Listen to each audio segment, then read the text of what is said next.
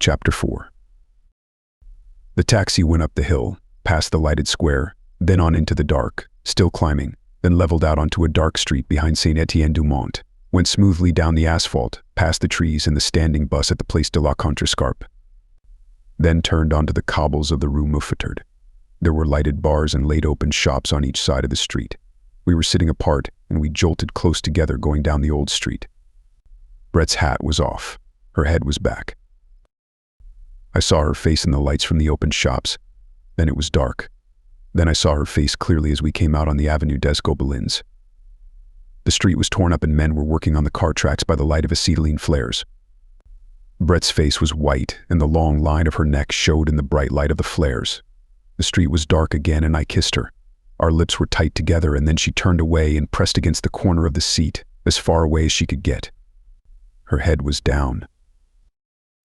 "Don't touch me," she said. "Please don't touch me." "What's the matter?" "I can't stand it." "Oh, Brett." "Nah." "You mustn't. You must know. I can't stand it, that's all. Oh, darling, please understand." "Don't you love me?" "Love you? I simply turn all to jelly when you touch me. Isn't there anything we can do about it?" She was sitting up now. My arm was around her and she was leaning back against me, and we were quite calm.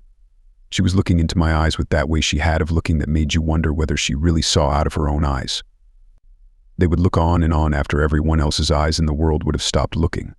She looked as though there were nothing on earth she would not look at like that, and really she was afraid of so many things. "And there's not a damn thing we could do," I said. "I don't know," she said. "I don't want to go through that hell again. We'd better keep away from each other." "But darling, I have to see you. It isn't all that you know." "No, but it always gets to be." "That's my fault. Don't we pay for all the things we do, though?" She had been looking into my eyes all the time. Her eyes had different depths. Sometimes they seemed perfectly flat. Now you could see all the way into them. When I think of the hell I've put chaps through, I'm paying for it all now. "Don't talk like a fool," I said. "Besides, what happened to me is supposed to be funny. I never think about it." "Oh no, I'll lay you don't." "Well, let's shut up about it." I laughed about it too myself when she wasn't looking at me. A friend of my brother's came home that way from Mons. It seemed like a hell of a joke. Chaps never know anything, do they? "No," I said. "Nobody ever knows anything." I was pretty well through with the subject. At one time or another I had probably considered it from most of its various angles, including the one that certain injuries or imperfections are a subject of merriment while remaining quite serious for the person possessing them. "It's funny," I said. "It's very funny. And it's a lot of fun too, to be in love." "Do you think so?" Her eyes looked flat again. "I don't mean fun that way. In a way, it's an enjoyable feeling." "No," she said. "I think it's hell on earth. It's good to see each other." "No, I don't think it is." "Don't you want to?" "I have to." We were sitting now like two strangers.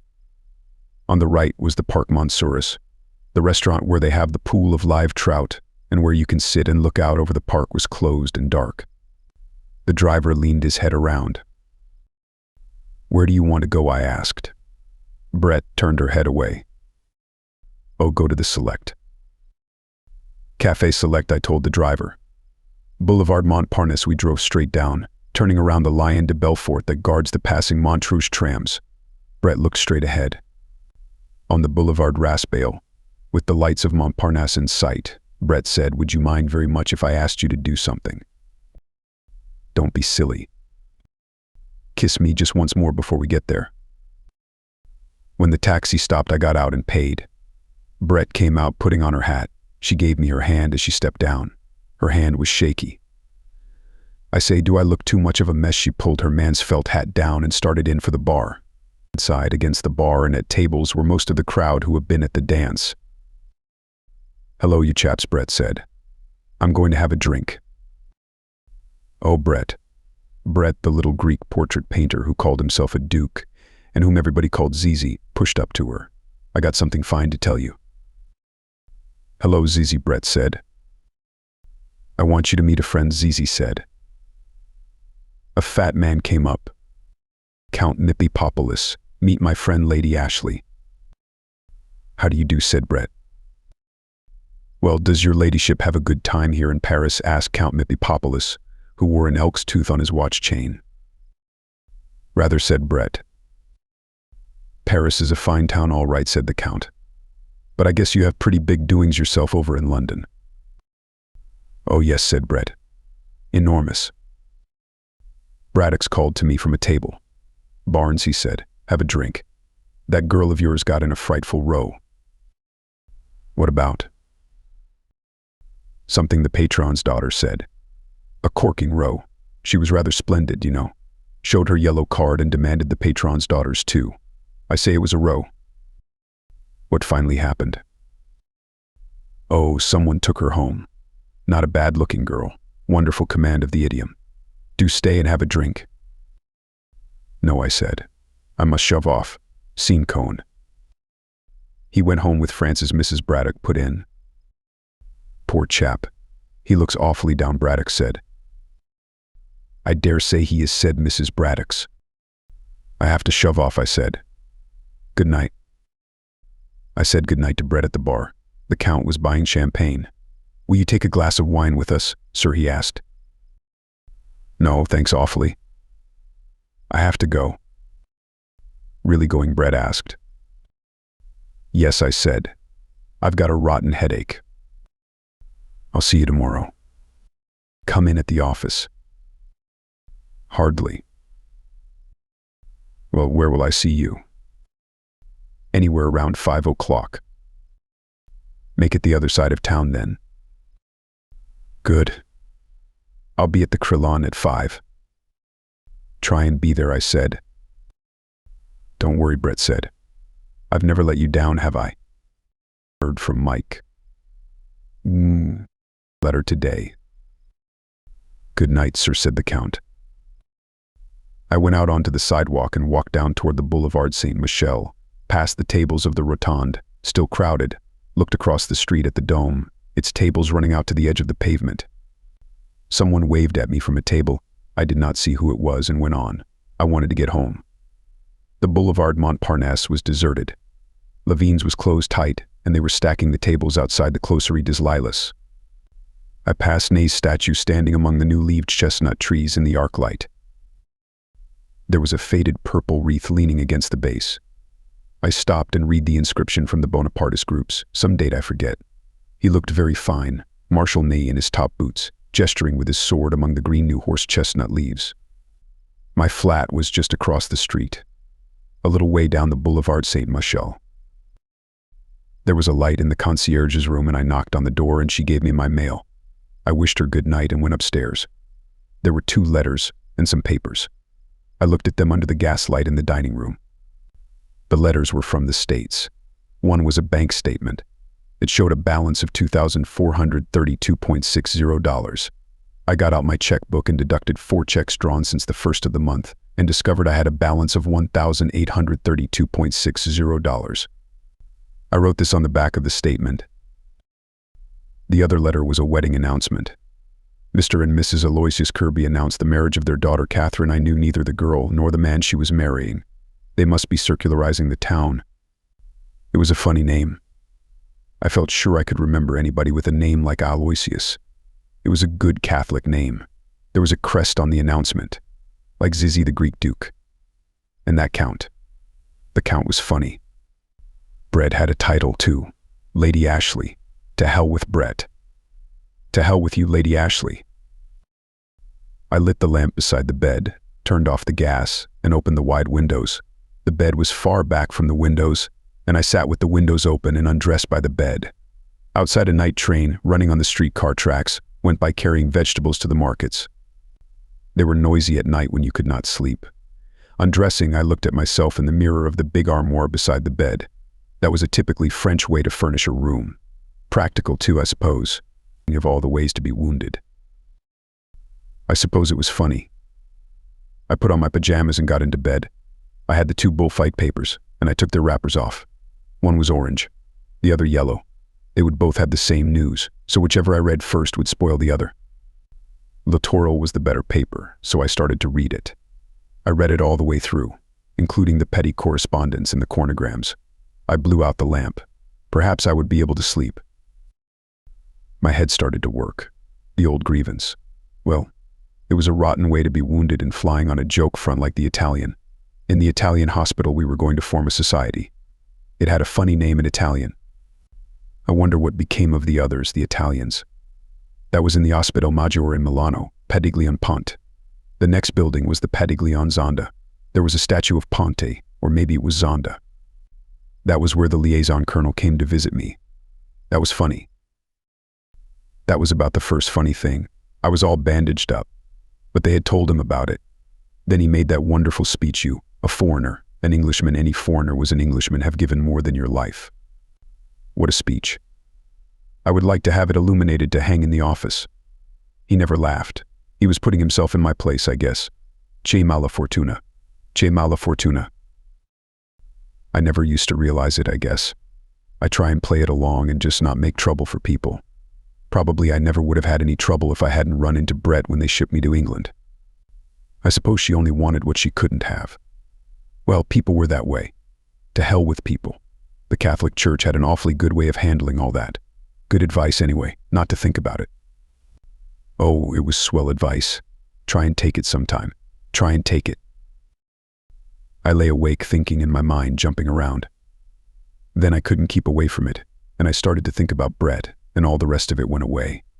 I was thinking about Brett, and my mind stopped jumping around and started to go in sort of smooth waves. Then all of a sudden I started to cry. Then after a while it was better, and I lay in bed and listened to the heavy trams go by and way down the street, and then I went to sleep. I woke up.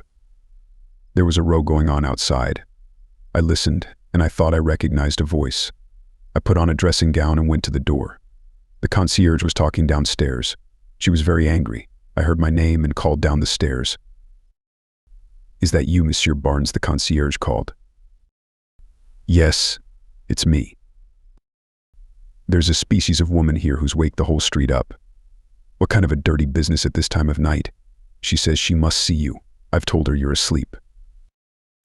Then I heard Brett's voice. Half asleep, I had been sure it was Georgette. I don't know why. She could not have known my address. "Will you send her up, please?" Brett came up the stairs. I saw she was quite drunk. "Silly thing to do," she said. "Make an awful row." I say, "You weren't asleep, were you?" "What did you think I was doing?" "Don't know." "What time is it?" I looked at the clock. It was 4:30. Had no idea what hour it was. Brett said. I say, "Can a chap sit down? Don't be cross, darling. Just left the Count. He brought me here." "What's he like?" I was getting brandy and soda and glasses. "Just a little," said Brett. "Don't try and make me drunk." "The Count?" "Oh, rather. He's quite one of us." "Is he a count?" "Here's how. I rather think so, you know. Deserves to be anyhow. Knows hell's own amount about people. Don't know where he got it all. Owns a chain of sweet shops in the States." She sipped at her glass. "Think he called it a chain. Something like that. Linked them all up. Told me a little about it. Damned interesting. He's one of us, though. Oh, quite, no doubt. One can always tell." She took another drink. "How do I buck on about all this? You don't mind, do you? He's putting up for Zizi, you know." "Is Zizi really a duke, too?" "I shouldn't wonder. Greek, you know, rotten painter. I rather like the Count." "Where did you go with him?" "Oh, everywhere. He just brought me here now. Offered me $10,000 to go to Biarritz with him. How much is that in pounds?" "Around 2,000. A lot of money. I told him I couldn't do it. He was awfully nice about it. Told him I knew too many people in Biarritz." Brett laughed. I say, "You are slow on the uptake," she said. I had only sipped my brandy and soda. I took a long drink. "That's better." "Very funny," Brett said. Then he wanted me to go to Cannes with him. Told him I knew too many people in Cannes. Monte Carlo. Told him I knew too many people in Monte Carlo. Told him I knew too many people everywhere. Quite true, too. So I asked him to bring me here. She looked at me, her hand on the table, her glass raised. Don't look like that, she said. Told him I was in love with you. True, too. Don't look like that. He was damn nice about it. Wants to drive us out to dinner tomorrow night. Like to go. Why not? I'd better go now. Why? Just wanted to see you. Damn silly idea. Want to get dressed and come down? He's got the car just up the street. The Count himself, and a chauffeur in livery. Going to drive me around and have breakfast in the Bois. Hampers. Got it all at Zelly's. Dozen bottles of Mums. Tempt you. I have to work in the morning, I said. I'm too far behind you now to catch up and be any fun. Don't be an ass. Can't do it. Right. Send him a tender message. Anything. Absolutely. Good night, darling. Don't be sentimental. You make me ill. We kissed goodnight and Brett shivered. I'd better go, she said. Good night, darling. You don't have to go. Yes. We kissed again on the stairs, and as I called for the cordon, the concierge muttered something behind her door. I went back upstairs, and from the open window watched Brett walking up the street to the big limousine drawn up to the curb under the arc light. She got in and it started off. I turned around. On the table was an empty glass and a glass half full of brandy and soda. I took them both out to the kitchen and poured the half-full glass down the sink. I turned off the gas in the dining room, kicked off my slippers sitting on the bed, and got into bed. This was Brett, that I had felt like crying about. Then I thought of her walking up the street and stepping into the car, as I had last seen her, and of course in a little while I felt like hell again. It is awfully easy to be hard-boiled about everything in the daytime, but at night it is another thing. Chapter 5. In the morning I walked down the boulevard to the Rue Soufflot for coffee and brioche. It was a fine morning. The horse-chestnut trees in the Luxembourg gardens were in bloom.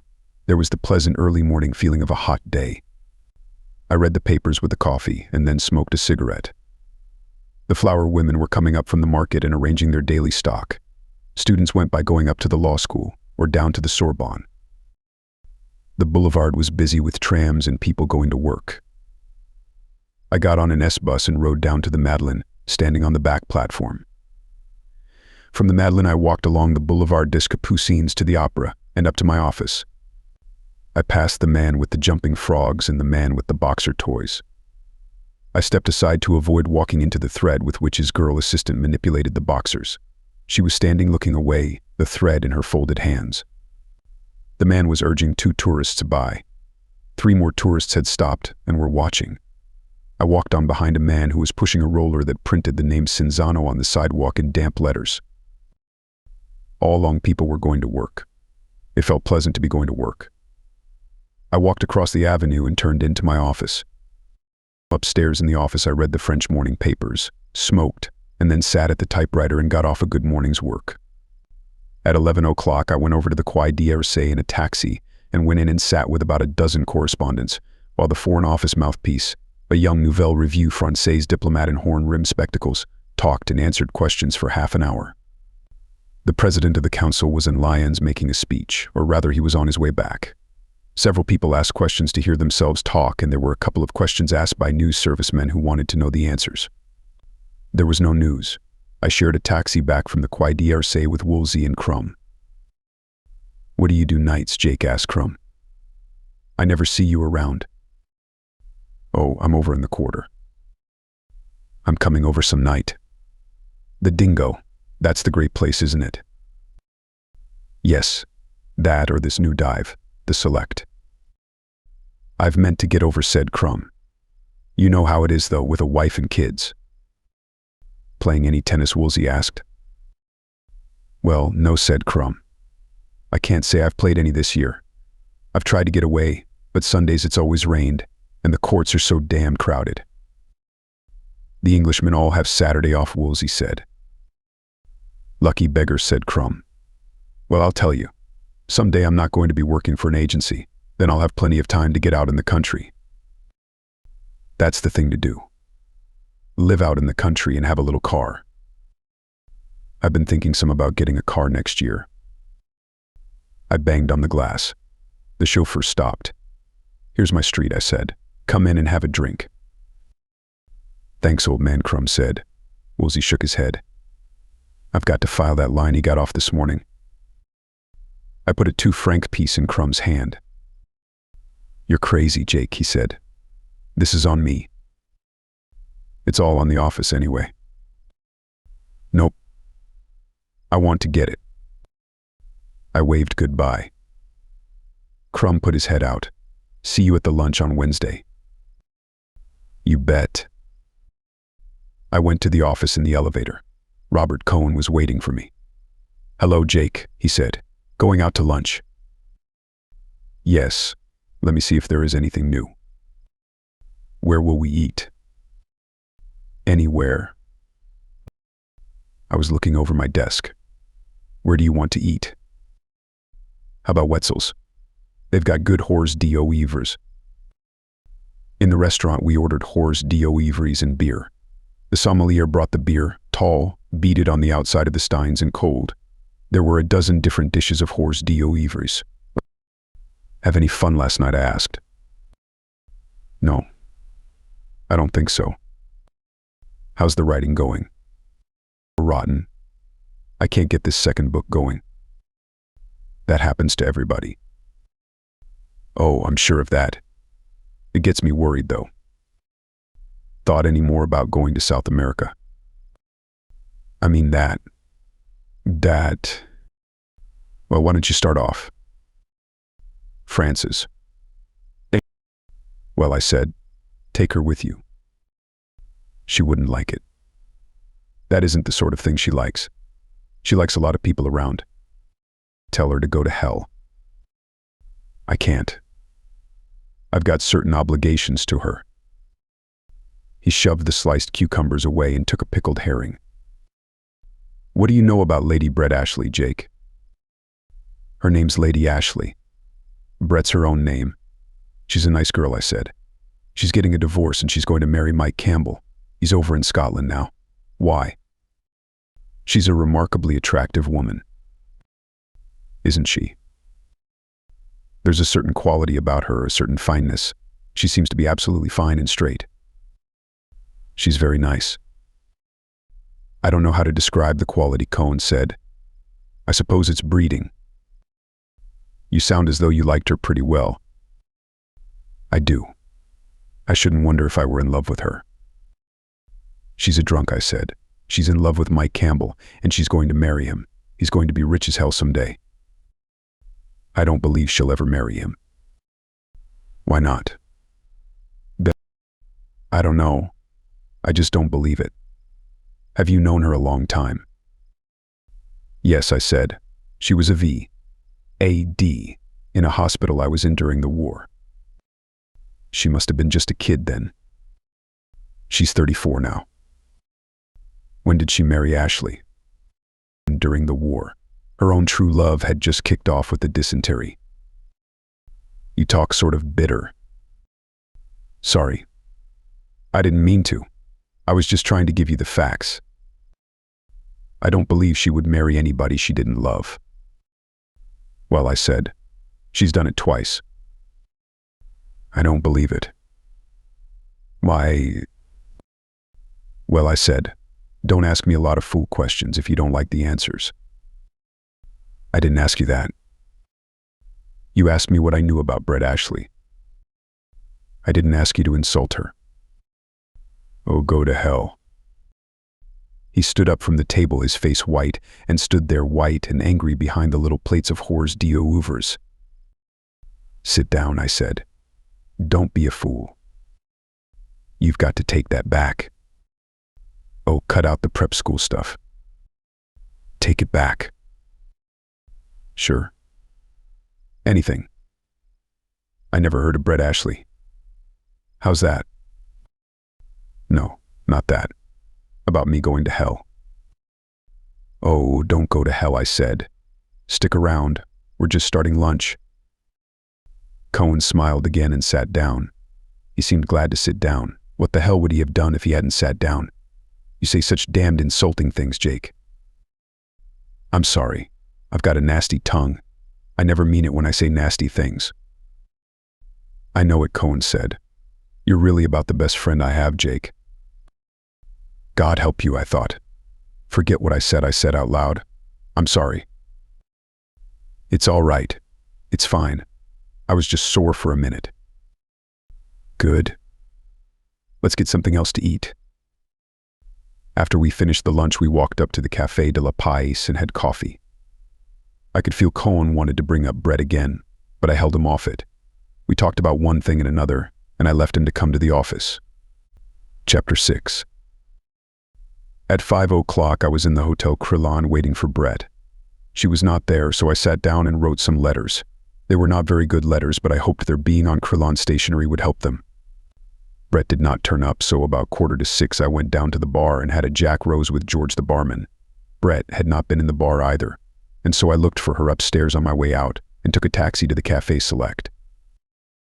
Crossing the Seine, I saw a string of barges being towed empty down the current, riding high, the bargemen at the sweeps as they came toward the bridge. The river looked nice. It was always pleasant crossing bridges in Paris. The taxi rounded the statue of the inventor of the semaphore engaged in doing same, and turned up the Boulevard Raspail, and I sat back to let that part of the ride pass. The Boulevard Raspail always made dull riding. It was like a certain stretch on the PLM between Fontainebleau and Montereau that always made me feel bored and dead and dull until it was over. I suppose it is some association of ideas that makes those dead places in a journey. There are other streets in Paris as ugly as the Boulevard Raspail. It is a street I do not mind walking down at all. But I cannot stand to ride along it. Perhaps I had read something about it once. That was the way Robert Cohen was about all of Paris. I wondered where Cohen got that incapacity to enjoy Paris. Possibly from Mencken. Mencken hates Paris, I believe. So many young men get their likes and dislikes from Mencken. The taxi stopped in front of the Rotonde.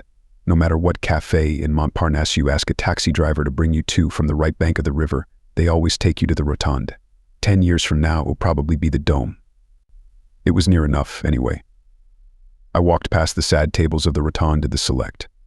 There were a few people inside at the bar, and outside, alone, sat Harvey Stone. He had a pile of saucers in front of him, and he needed a shave. "Sit down," said Harvey. "I've been looking for you." "What's the matter?" "Nothing. Just looking for you." "Been out to the races?" "No, not since Sunday." "What do you hear from the States?" "Nothing. Absolutely nothing." "What's the matter?" "I don't know. I'm through with them. I'm absolutely through with them." He leaned forward and looked me in the eye. "Do you want to know something, Jake?" "Yes." "I haven't had anything to eat for 5 days." I figured rapidly back in my mind. It was 3 days ago that Harvey had won 200 francs from me shaking poker dice in the New York bar. "What's the matter?" "No money. Money hasn't come," he paused. "I tell you, it's strange, Jake.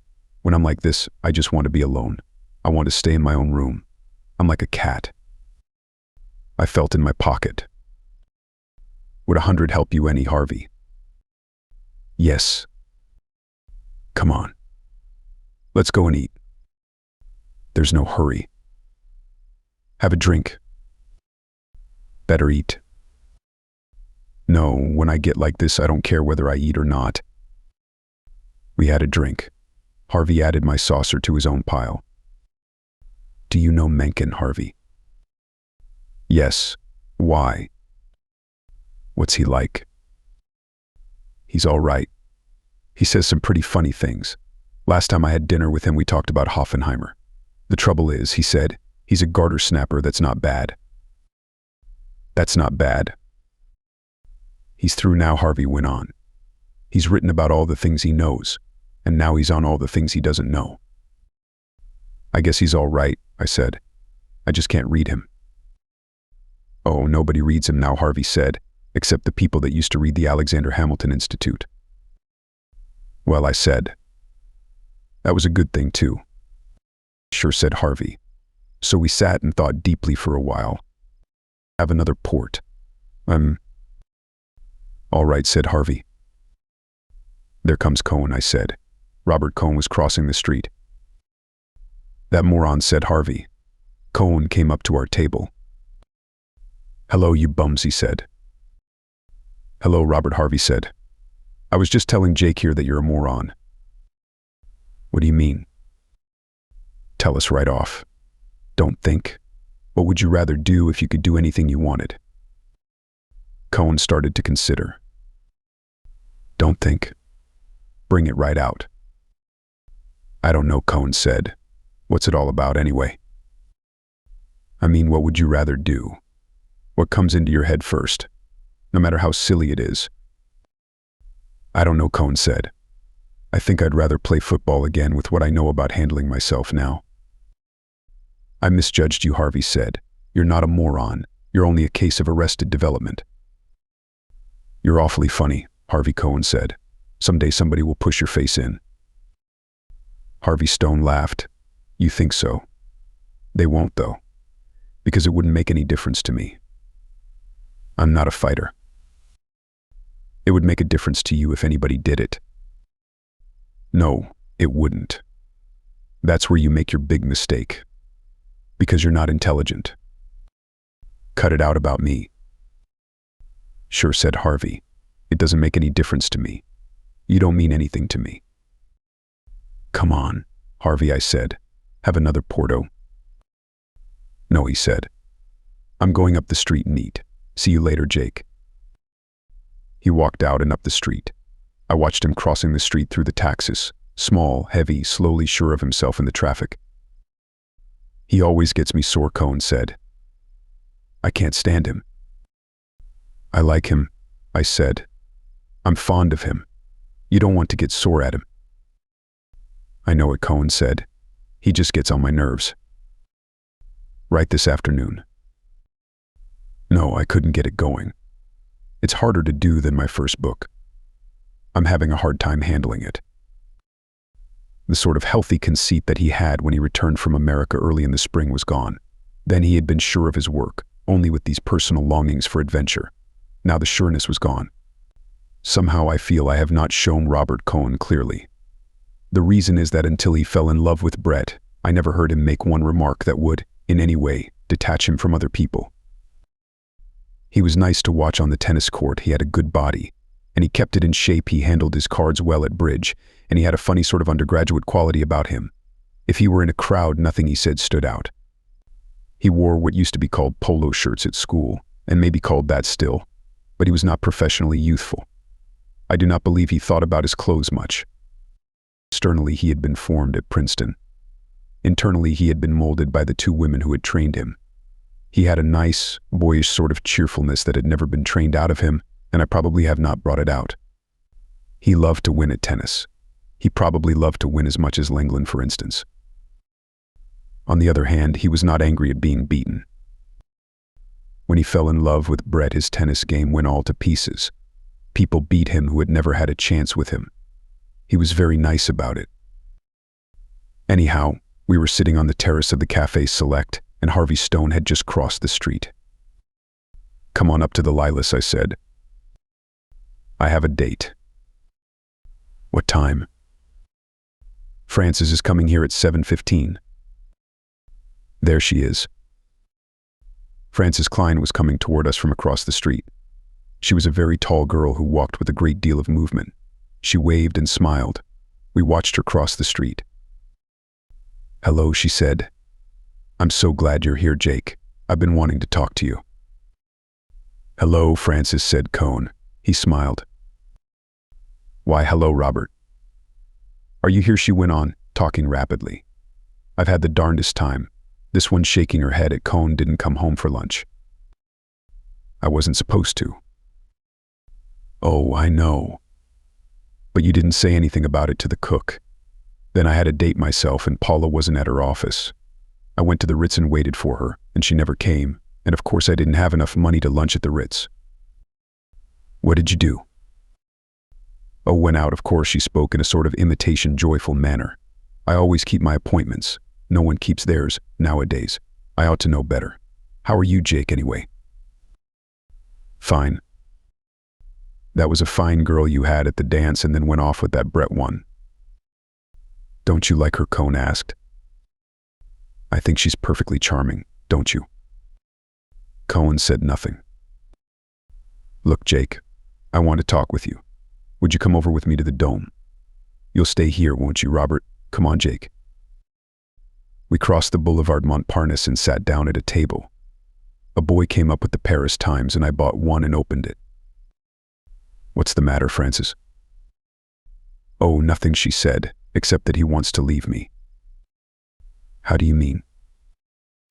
Oh, he told everyone that we were going to be married, and I told my mother and everyone, and now he doesn't want to do it. What's the matter?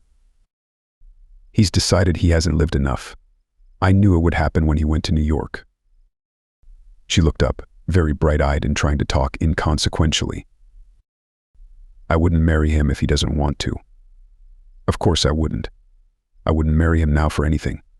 But it does seem to me to be a little late now, after we've waited 3 years, and I've just gotten my divorce.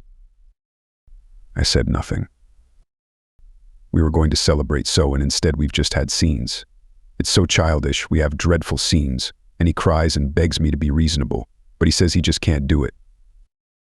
It's rotten luck. I should say it is rotten luck. I've wasted 2.5 years on him now, and I don't know now if any man will ever want to marry me. 2 years ago I could have married anybody I wanted. Down at Cannes, all the old ones that wanted to marry somebody chic and settle down were crazy about me. Now I don't think I could get anybody. Sure, you could marry anybody. No, I don't believe it. And I'm fond of him, too. And I'd like to have children. I always thought we'd have children. She looked at me very brightly. I never liked children much, but I don't want to think I'll never have them. I always thought I'd have them and then like them. He's got children. Oh yes, he's got children and he's got money and he's got a rich mother and he's written a book and nobody will publish my stuff, nobody at all. It isn't bad either. And I haven't got any money at all. I could have had alimony, but I got the divorce the quickest way. She looked at me again very brightly. It isn't right. It's my own fault and it's not too. I ought to have known better. And when I tell him, he just cries and says he can't marry. Why can't he marry? I'd be a good wife. I'm easy to get along with. I leave him alone. It doesn't do any good. It's a rotten shame. Yes, it is a rotten shame. But there's no use talking about it, is there? Come on, let's go back to the cafe. And of course there isn't anything I can do. No, just don't let him know I talked to you. I know what he wants now. For the first time she dropped her bright, terribly cheerful manner. He wants to go back to New York alone and be there when his book comes out, so when a lot of little chickens like it. That's what he wants. Maybe they won't like it. I don't think he's that way. Really. You don't know him like I do, Jake. That's what he wants to do. I know it. I know it. That's why he doesn't want to marry. He wants to have a big triumph this fall all by himself. Want to go back to the cafe? Yes, come on. We got up from the table. They had never brought us a drink and started across the street toward the Select, where Cohen sat smiling at us from behind the marble-top table. Well, what are you smiling at? Francis asked him. Feel pretty happy. I was smiling at you and Jake with your secrets. Oh, what I've told Jake isn't any secret. Everybody will know it soon enough. I only wanted to give Jake a decent version. What was it? About your going to England. Yes, about my going to England. Oh, Jake, I forgot to tell you. I'm going to England. Isn't that fine? Yes, that's the way it's done in the very best families. Robert's sending me. He's going to give me £200 and then I'm going to visit friends. Won't it be lovely? The friends don't know about it yet. She turned to Cohen and smiled at him. He was not smiling now. You were only going to give me £100, weren't you, Robert? But I made him give me 200. He's really very generous. Aren't you, Robert? I do not know how people could say such terrible things to Robert Cohn. There are people to whom you could not say insulting things. They give you a feeling that the world would be destroyed, would actually be destroyed before your eyes, if you said certain things. But here was Cohn taking it all. Here it was, all going on right before me, and I did not even feel an impulse to try and stop it. And this was friendly joking to what went on later. "How can you say such things?" Francis Cohn interrupted. "Listen to him. I'm going to England. I'm going to visit friends." "Ever visit friends that didn't want you?" "Oh, they'll have to take me all right. How do you do, my dear? Such a long time since we've seen you. And how is your dear mother?" "Yes." "How is my dear mother?" "She put all her money into French war bonds." "Yes, she did. Probably the only person in the world that did." "And what about Robert?" "Or else very careful talking around Robert. You must be most careful not to mention him." "My dear, poor Francis has had a most unfortunate experience. Won't it be fun?" "Robert, don't you think it will be fun, Jake?" She turned to me with that terribly bright smile. It was very satisfactory to her to have an audience for this. "And where are you going to be, Robert?" "It's my own fault. All right. Perfectly my own fault. When I made you get rid of your little secretary on the magazine, I ought to have known you'd get rid of me the same way. Jake doesn't know about that. Should I tell him?" "Shut up, Francis, for God's sake." "Yes, I'll tell him. Robert had a little secretary on the magazine. Just the sweetest little thing in the world, and he thought she was wonderful. And then I came along and he thought I was pretty wonderful too. So I made him get rid of her. And he had brought her to Provincetown from Carmel when he moved the magazine, and he didn't even pay her fare back to the coast. All to please me. He thought I was pretty fine then. Didn't you, Robert?" "You mustn't misunderstand, Jake. It was absolutely platonic with the secretary. Not even platonic. Nothing at all, really. It was just that she was so nice. And he did that just to please me. Well, I suppose that we that live by the sword shall perish by the sword. Isn't that literary? Though, you want to remember that for your next book, Robert. You know, Robert is going to get material for a new book. Aren't you, Robert?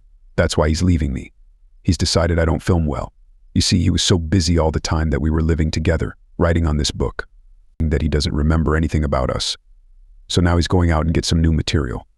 Well, I hope he gets something frightfully interesting. Listen, Robert, dear.